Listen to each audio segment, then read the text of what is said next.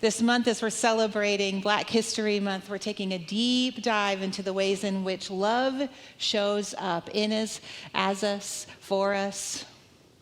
At the beginning of the month, Reverend Shannon taught us that the same stardust that lives in you, that is your inherent nature, that same stardust that lives in you lives in everyone, all beings.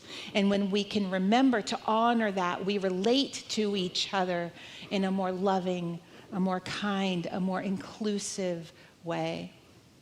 And then we talked about how when we let love enter the room before us, it makes choosing love the easy choice.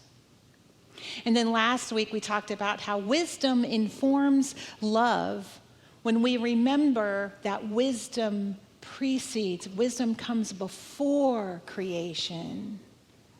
And that our intuition is that highest wisdom self teaching us the truth of love, the truth of ourselves, the truth of the world.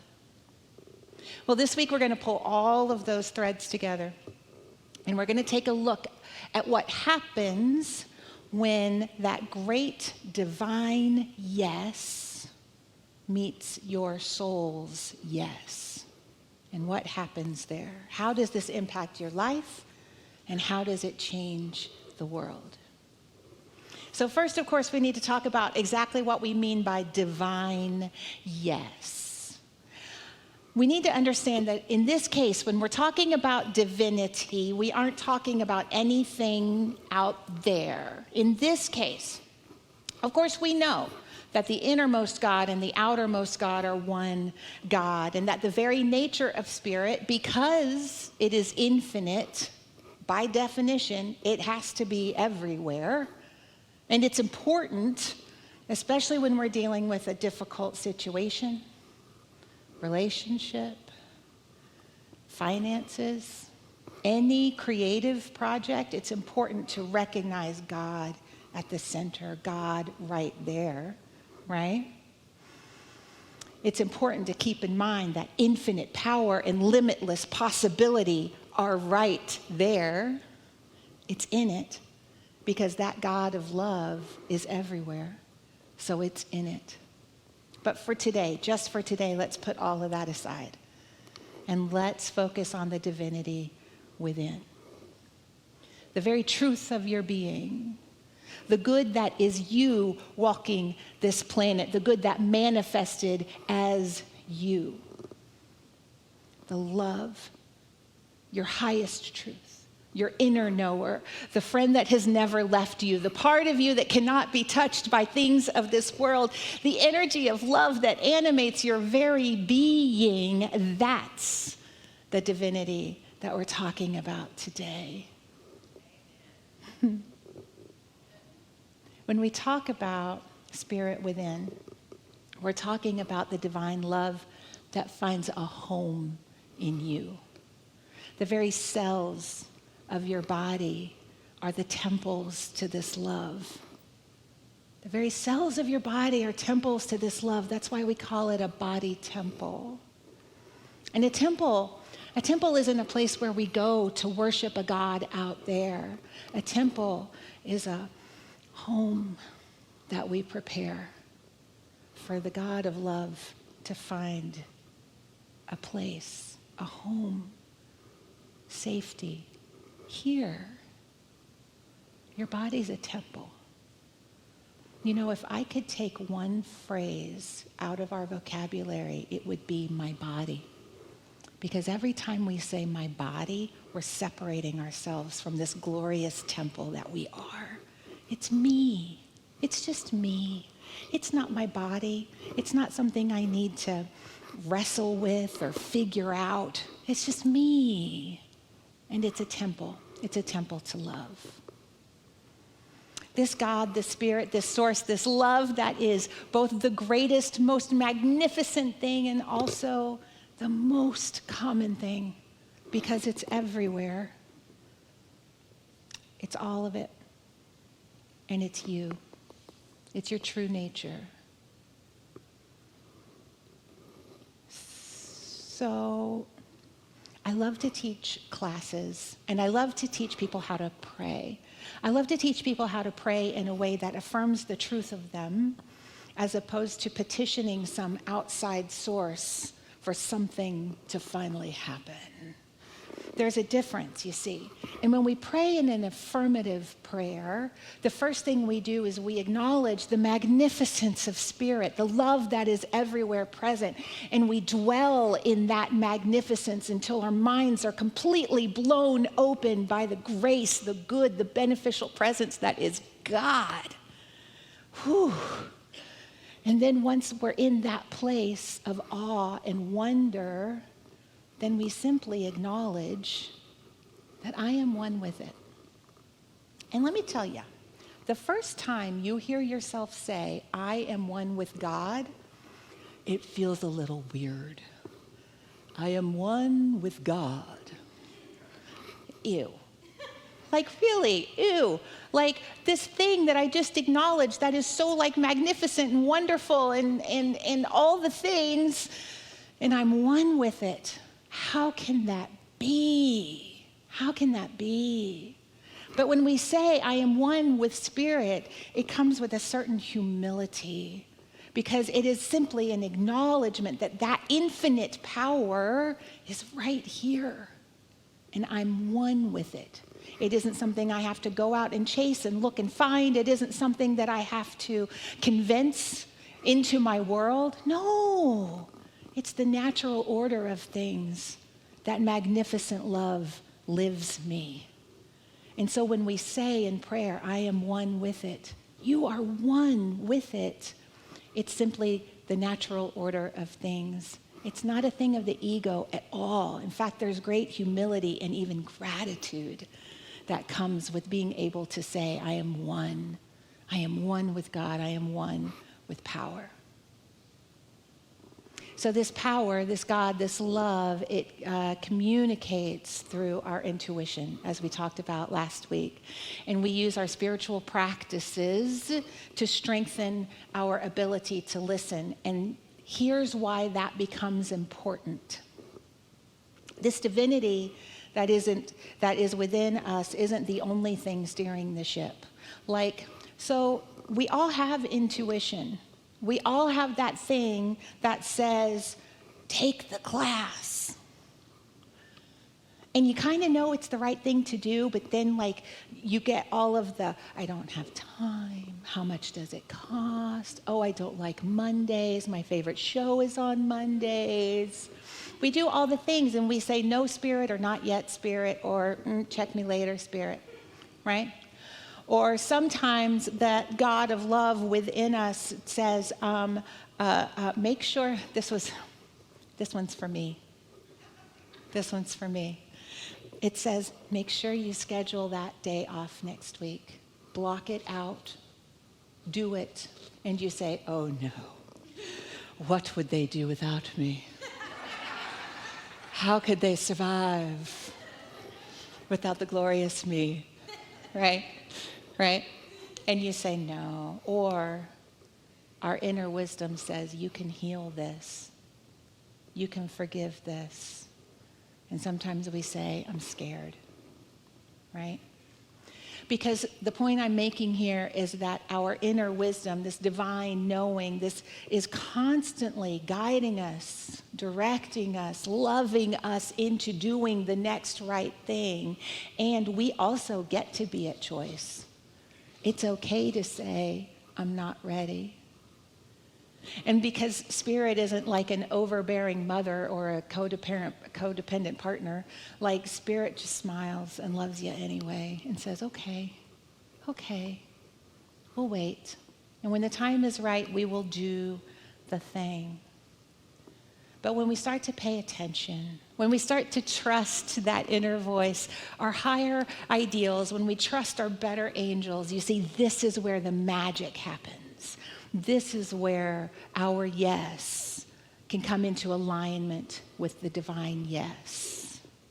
You see, there's an infinite power that is with us and for us, a great yes to our most sacred impulses, our dreams, our desires, our values, our actions. It is love and it is law and it is grace itself. And this yes is what hears our sacred prayers and gives form to our intentions. The divine impulse in us is the impulse of yes. This yes is the divine in you, the love in you, the spirit in you, working for your good and for the highest good of all. Ernest Holmes wrote, "You are the only great person you will ever meet. You are the only soul you will know. Within you is the only God you will ever contact. Out of this thing which the universe has seen fit to manifest because of its own nature comes the future of your evolution, and from nowhere else. You're the only great person you'll ever meet." What does he mean by that? When Holmes says within you is the only God you'll ever contact, he's talking about how the God in you is the very same God in everything. So when you come into contact with the sacred in nature, I talk to trees and they talk back, and I don't care anymore. Because it's sacred and holy, this connection that we have with Mother Nature, with our trees, with our flowers, with all of it, our bees, right? It's sacred and holy. And when we come into contact with that, when we come into contact with the sacred in our relationships, when you hold that grandbaby for the first time, it's a sacred moment, I imagine, someday in the far, far future.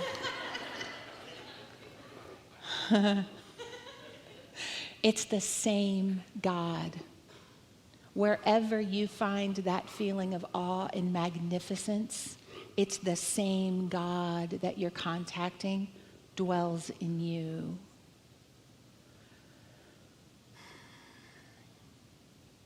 It's the love that resides in you. And it's all the same thing. There's only one thing happening here. And we can run from it, and we can try and hide from it, and we can try and ignore it, but it never goes away. But here's the thing. When we learn to live from it, that's heaven on earth. Because literally, that's how we bring heavenly nature to the planet. It's up to us. I was having a conversation with my dad a couple of weeks ago, and he said, we need God back in our government. We need God back in our government. It has become godless. And I said, Daddy, how do you think God gets in our government? We bring it with us in the choices we make and in the things that we do. That's how we make heaven on earth. The greatest force for good. The greatest force for good is activated when we have the courage and the intelligence to align our own yes with the yes of the divine, with the infinite power of the divine. Our internal yes is simply a willingness to live our divine purpose. I was in a ministerial class yesterday, and the absolutely marvelous Dr. Andrea Acevedo said, alignment with your purpose is a powerful act of integrity. And it's true. Integrity is where it all comes together into one. No more scattered intentions. No more God over here and me over there. No more doubt. No more prevaricating. Just yes. The yes in you is the thing that's driving you, pulling you, willing you to live your divine purpose, to be love. And for some of you, this might show up in the way you heal your relationships. For some of you, it might be in how you transform your relationship with money, with power, with enoughness. Did you know that's the activity of God when you do that work? For some of you, This divine yes, this divine purpose is in how you see a greater vision for humanity and in the way you say yes to a life of true, loving, meaningful service. For most of us, it's a combination of these things, right? We work in the sacred ebb and flow of life, and sometimes we're doing our inner work, and sometimes we're doing that outer work in the world, but always, always, always connecting within first to that great wisdom keeper within. Eckhart Tolle said, always say yes to the present moment. Say yes to life and see how life suddenly starts working for you rather than against you. Do you ever feel like you're swimming upstream in life? It might be time to check in with your wisdom keeper and make sure you're in alignment. In honor of Black History Month, I wanted to learn, and so I decided to do a little bit of research on Harriet Tubman. Harriet Tubman, a name we all know and recognize, but I wanted to learn more, so I did some reading, and I watched the absolutely marvelous movie Harriet. If you haven't seen it yet, it came out a few years ago, and it is incredible, and sometimes it's hard to watch, and that's when you know you need to watch. Don't turn away. Don't turn away. So I studied about Harriet Tubman. And oh, what a soul, what a divine purpose. This is one of the earliest photographs of her. The Smithsonian has this photograph. Harriet Tubman, a name synonymous with courage and fortitude, stands as an iconic figure in American history. Hailing from Maryland, Tubman defied the shackles of slavery and found solace in the arms of freedom in Philadelphia. That was a 100-mile journey from the place where she was born to be able to cross the line into freedom. However, her quest for emancipation did not stop there. Tubman became a pivotal conductor on the Underground Railroad. I learned, and this movie did a beautiful job of showing what it must have been like for her. You know, she went back. She made 19 trips back into the South after she had achieved her own freedom, risking her own freedom every single time.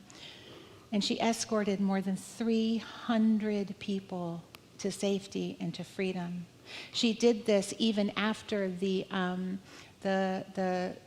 Slave Refugee Act had been passed, which meant that even when they had reached a free state, they could still be arrested and taken back.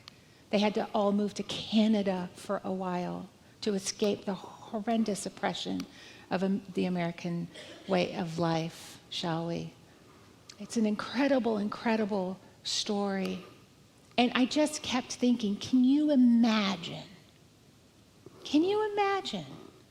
dreaming of freedom, saying, I will be free one way or the other, either through death or through escape, but knowing that freedom was her birthright, and finally achieving that perilous journey alone, a woman alone walking 100 miles, right? And then achieving her freedom, achieving her highest vision for her life, and then saying, it's not enough. It's not enough for me to be free if they aren't free too. And having the courage and the willingness to go back. She put herself in danger again and again to shepherd others towards their journey toward freedom, to achieve freedom and then reach that hand back to help others on their way. What courage that must have taken, what conviction, what faith in that thing in her, the divinity in her, to say yes. There's a beautiful mural. John, you want to put that? Yeah. Isn't that an incredible piece of art? If you look at Harriet Tubman mural, if you look that up, it's absolutely incredible. But that hand reaching out Isn't it important when we achieve our own freedom to reach back for others? Harriet Tubman said, "Every great dream begins with a dreamer." Every great dream begins with a dreamer. There are a lot of dreamers and a lot of really great dreams, important dreams, both big and small. I have dreams for my life. I have dreams for the world. Dreams are important.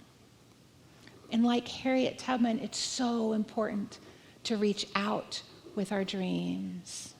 Every single time you feel the desire to help, to serve, to give, that is the divine impulse in you.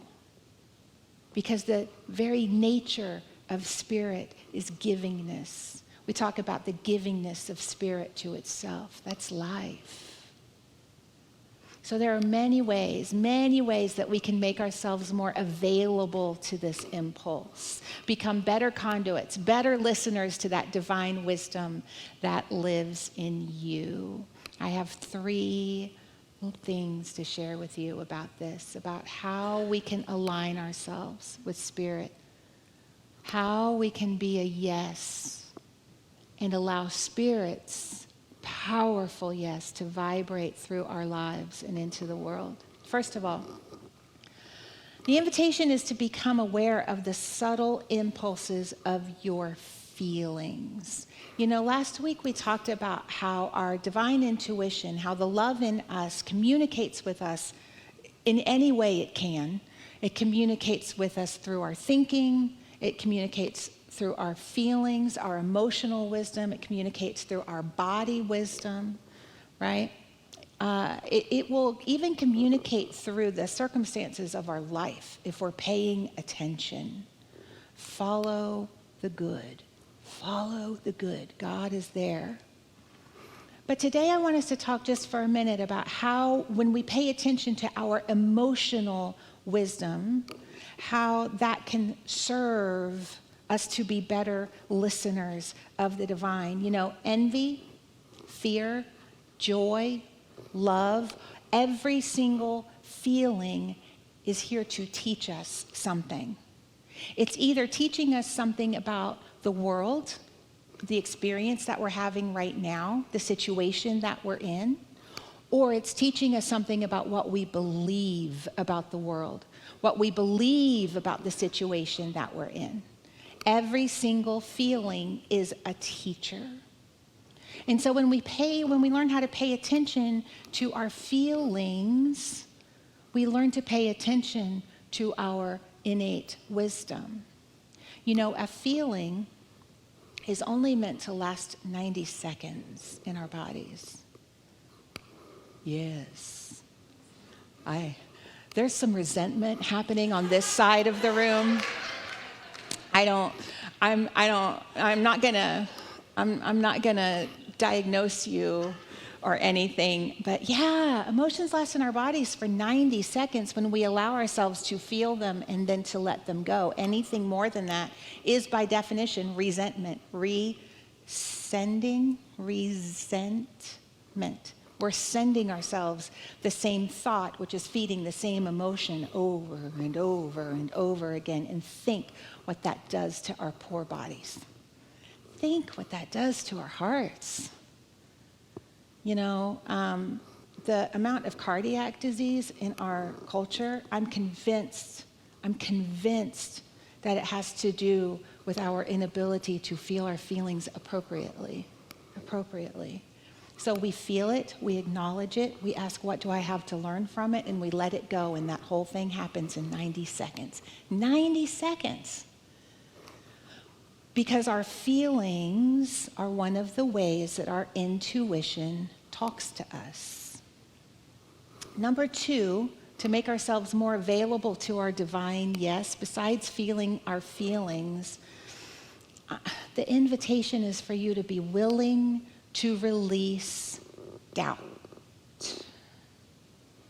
You know, science is showing us that more and more that our mindset creates our experience.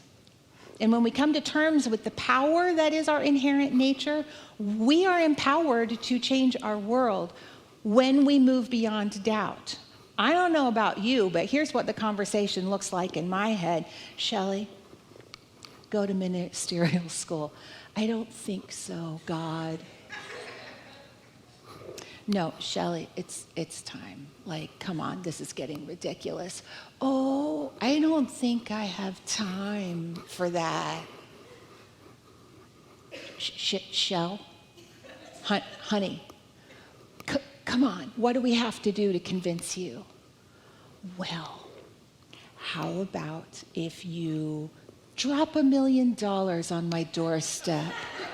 Then I'll know that the time is right. Why do we bargain with God? Like, how does that serve us or the world in any way? If I'm doubting that I have enough time, energy, money, or love to do a thing, that's not about God. That's about me. That's about my doubt. That's about my inability to remember the truth of who I am, the love incarnate that I am, the infinite power that I am. You see, I have somehow forgotten. I forgot. I heard a minister say once, when I feel separated from God, who moved? It weren't God, because God is everywhere. I just forgot. I forgot. So when we feel those divine impulses, instead of doing this, the invitation is to get curious. Release doubt, even for just a minute. Release doubt and get curious. What is this about? Could I do this? If it feels too big for me to do, does that mean I have to partner with infinite power to do it? If it feels scary for me, what is it that is holding me in that sacred and holy fire, right? It's God, my loves. It's God, it's spirit, it's love divine. The final way to make ourselves more available to the divine impulse, I call it the 2 C's: clarity and commitment. Clarity and commitment, just like Harriet Tubman. When we have clarity on our values, then commitment gives us the courage to take the next right step. So it's important for us to take time to gain clarity. What is my role in the good that is unfolding? What's my role in it? Why is this important to me? How is this in alignment with my values? And it can be about anything. It can be about a volunteer opportunity you have, a job opportunity you have. Maybe it's about whether or not you want to adopt a puppy, Add that to your family. Is it in alignment with my values? Do I have what it takes to serve this little life? These are questions that we ask ourselves in things both large and small and cute, like puppies. But we get in the habit, you see, of applying our attention to our values. And this is one of the ways that we align ourselves with spirit. So clarity, what is my role in the good that's unfolding? What lights you up? What lights you up? Is there a thing that you see in the world that you really wish somebody would do something about it, and then you remember that you're a somebody? There is always going to be something that is a little tether to your soul pulling you. What is that thing? So clarity. And then, what can you commit to right now? What can you commit to right now? Because I strongly believe that Spirit doesn't guide us to do anything that we aren't ready to do, and we often make assumptions about what the doing is that might not be the whole story.